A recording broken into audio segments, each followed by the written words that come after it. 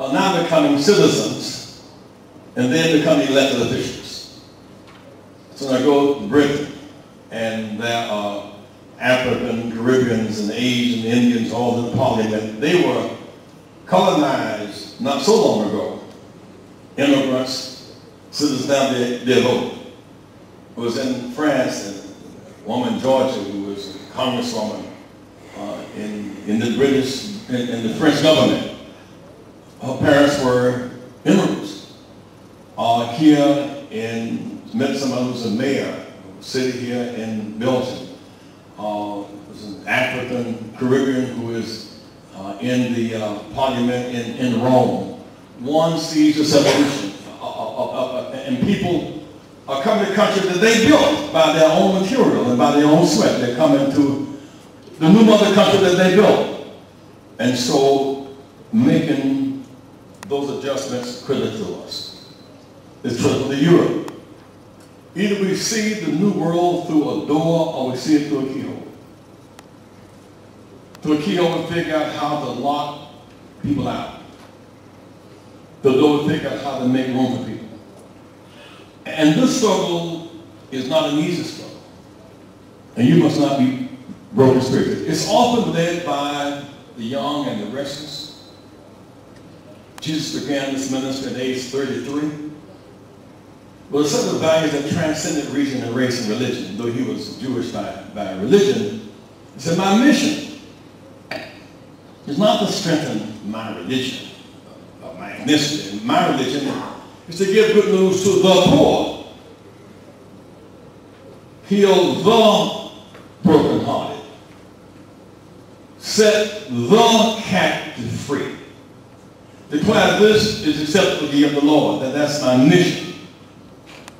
He was a young man, 30. Dr. King began to lead the boycott at 26. We went to jail in 1960, 19 and 20 years of age. And so the young who are not bound by debt and not bound by fear can fight this fight. Today in America we have unfinished business, though that's a certain abounding joy. Let me tell you today that when you look on TV, you see the basketball players, football, basketball, and baseball, and track, and even our politics. What you see is when in these athletic events, where these fields and even rules of public, we're excelling. But just to me, that TV imagery is that blacks have lost 80% of our wealth in the last 2 years because of reverse redlining by banker exploitation. We're number one in football and basketball. We're number one in poverty. Number one in unemployment. Number one in infant mortality. Number one in short life expectancy. Number one in lack of access to capital, industry, and technology.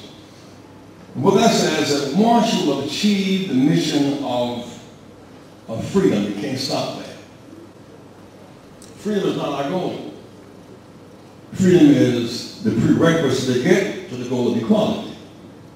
When the teams play on the field in South Africa, the mission is not to get free. The mission is to win. You got to get free to be in position to win.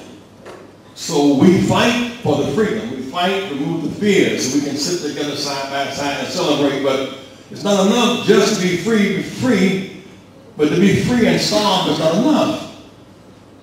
To be free and not have drinkable water, to be free and not have health care is not enough. So more than freedom, we want equality of opportunity and adequacy. Our country has been blessed to be a great nation, but I fear largest military budget in the world.